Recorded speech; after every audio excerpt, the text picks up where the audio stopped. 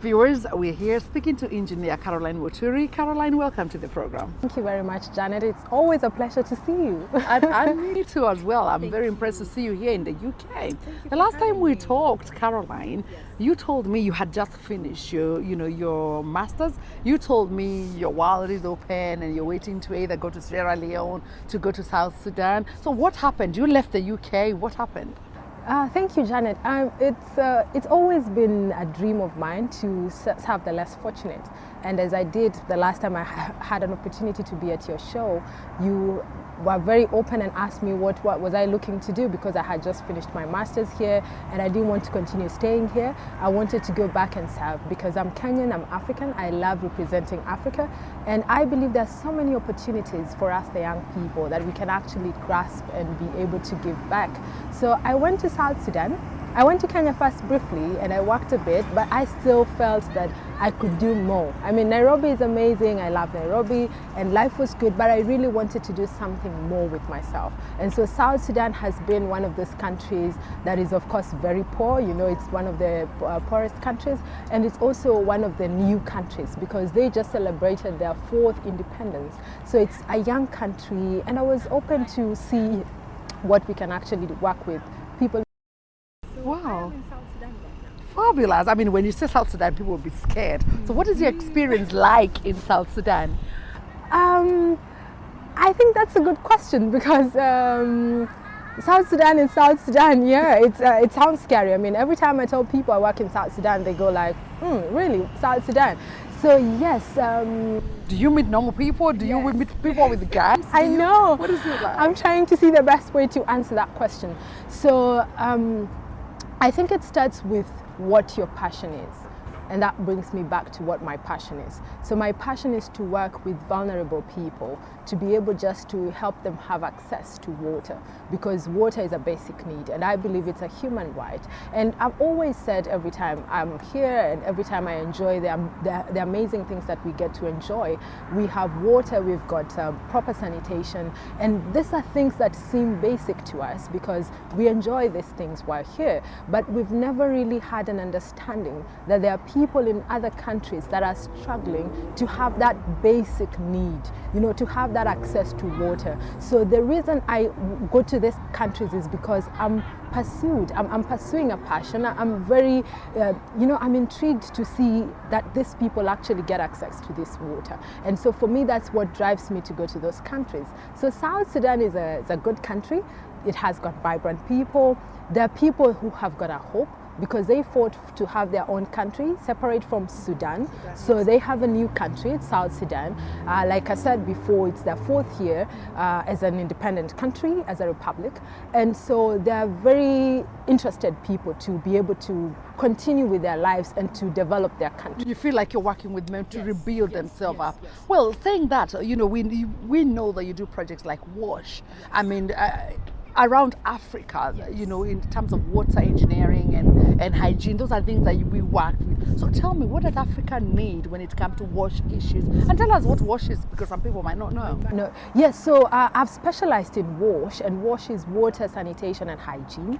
And it's just a new field of doing things, because as we get to go, as the world is becoming more industrialized and civilized, we are getting to be more specific on what people need. So before, we had a sector of public health that we did with hygiene, and also we had a sector of water or civil engineering that would actually deal with water. So now we're just putting it together and forming its own specification, where we are just doing now water, sanitation and hygiene as a package. And that's what I'm specialized in, and that's what I'd like to be a consultant on in a few years' time when I get my experience. And so for me, WASH is really about working with communities, whether they are urban or in rural areas, but just making sure that they've got access to water, sanitation and hygiene. So when I talk about sanitation, it's just safe disposal of human waste, and when you talk about hygiene, it's just people to practice their proper hygiene so that they're not able to get diseases. So basically that's what WASH is all about, and that's what I do.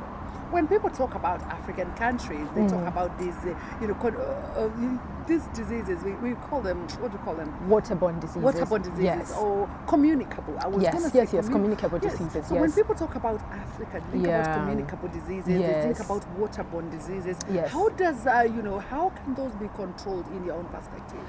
So this is what many international NGOs are doing, and I still feel like as much as we do a lot, there's something else that the government in these countries need to do. I've always said that I've done research even in my master's and before, and I'm also working in the sector. And what we need to do is to come up with governments that are actually proactive, because this has to be a government-led initiative. But I work for an international NGO, and I've been working with international NGOs for a while, and we are doing a lot. So what we do is we run health projects, we run wash projects, we run also nutrition projects to help people even feed better so that they can have their immunity boosted to prevent themselves from getting these diseases. So there are numerous international NGOs that are actually running projects in Africa. But I always keep insisting, and I have always had my stand, that we need governments to get people who are experts in this field to lead their government ministries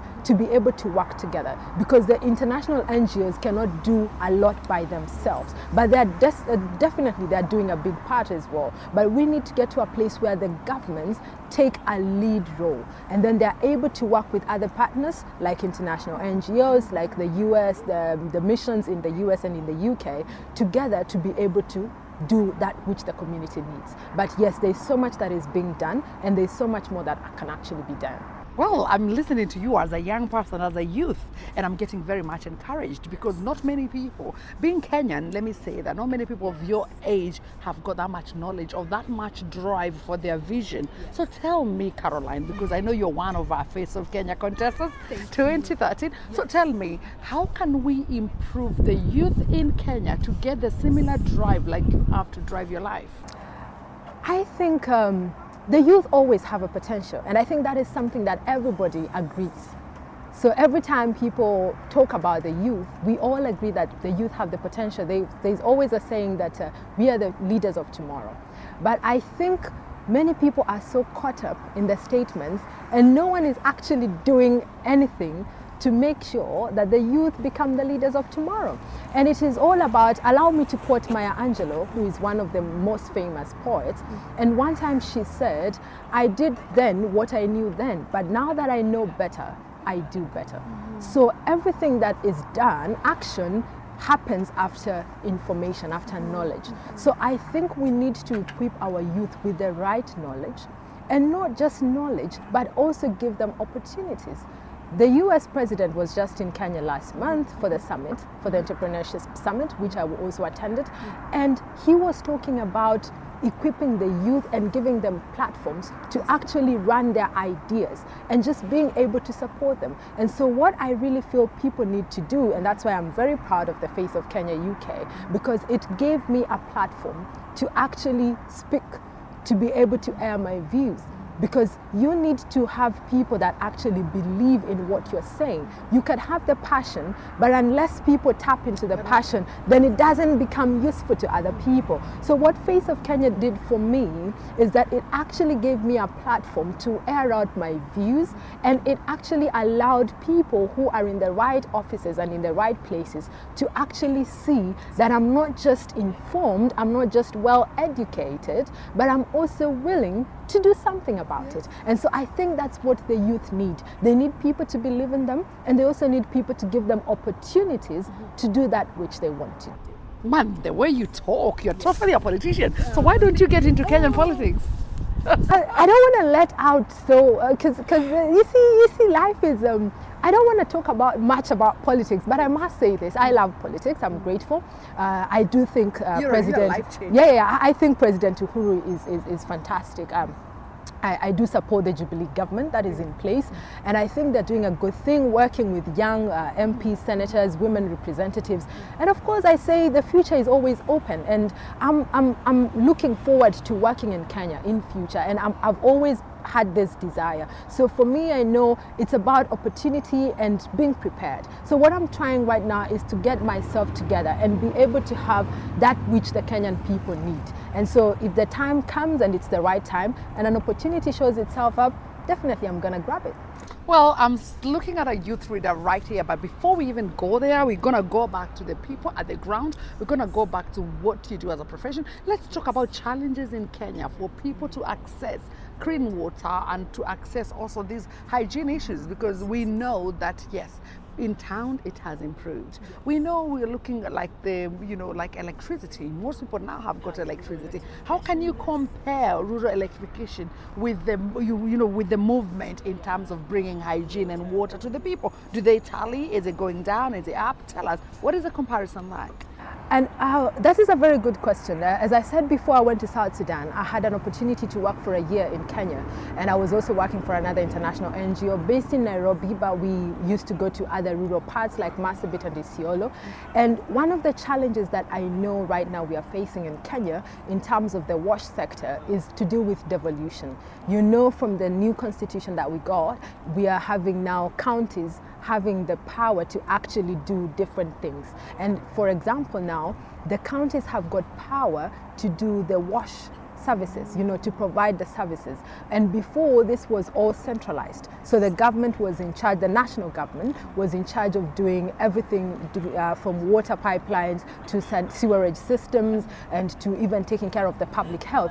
But we are having now, the sector is actually decentralized. Every county has got to figure out how to do this. And I think that's where the challenge is. Most counties are still trying to figure out, of course with the help of their water ministers, how to actually go about it. But different counties are at different levels, of course based on the leadership, based on the governor and also the minister of water at that particular point. So I think Kenya is trying to figure out through the county system how to actually do these things. And that is the greatest challenge that we are having now, right now. But what I know is that it's possible.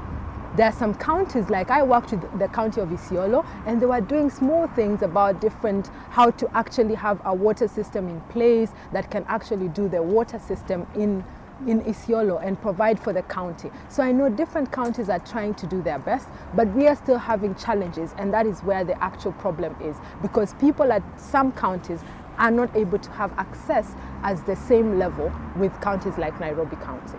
Fabulous, fabulous. I mean, yes. That is very good for us to educate us like that. But what is the way forward for you, Caroline? What are you looking out to do in the future? Yeah, so thank you very much about that.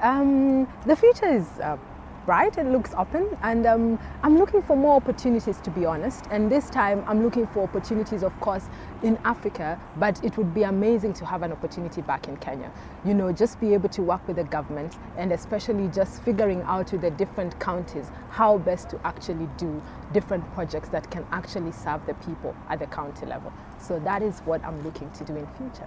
Fabulous. That is engineer Caroline Muturi, water engineer, well educated in the UK, now accessing and supporting people in South Sudan to access clean water and hygiene. And I'm telling you, diaspora like her are many out there who've got skills and expertise that can lead and guide Kenya to reach the best of its ability. And as you can hear, any governors watching this, they know that we've got engineer Caroline and many more that can be with Kenya to the level we want. So Caroline, apart from that, you're now a diaspora. You're in South Sudan. Yes. You're a diaspora. Are you voting? Yeah.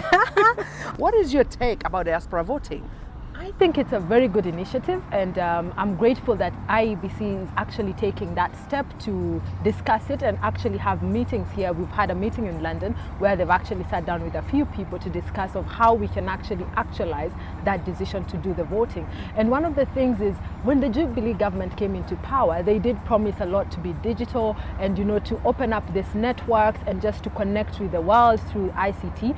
And so I think it's a very good initiative, and I believe we need to be given an opportunity to vote.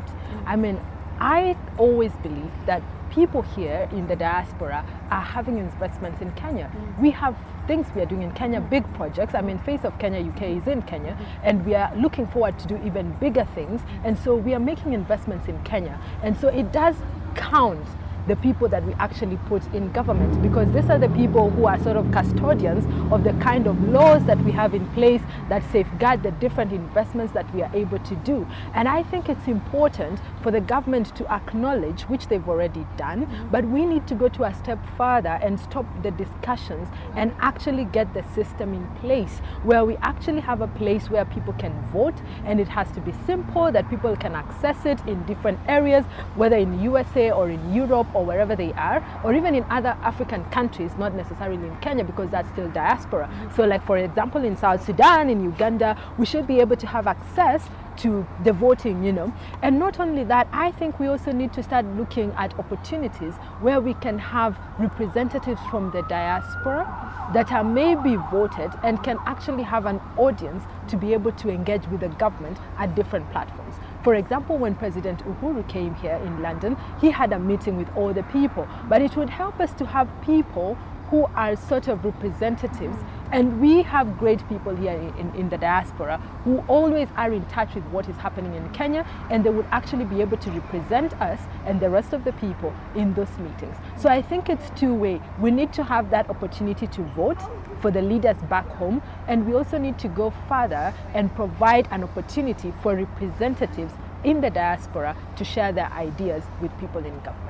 Wow, and also you attended President Obama's, you know, when he went for the summit, you listened to his speech. What did you carry from that, you know, that attendance? I mean, President Obama, as many people say, is a good orator, and he's a leader. I mean, he speaks, and you get into it, and you're like, I mean, but one of the things I really think that he emphasized was the role of the youth, and that the youth have got lots of potential, and that the government needs to fight. Of course, he was very stern on the government that they need to fight corruption at all levels, and not just that. They also need to fight corruption, but give an opportunity to the youth. And I think the reason why the US president was very keen on giving a platform for the youth is because he understands that things come with change, and some things are very prone in earlier generations. So I think what he was saying in a nutshell, I don't want to put words into his mouth, but what I took from him is that the current leaders, the kind of leaders, because I'm one of the young people, so I would like to believe that the kind of leadership that we are having as young people is a leadership that is very open. We want to have more transparency, we want to have more accountability, and we are very results oriented. And what we would like the older generation to do is to give us the opportunity to serve our country.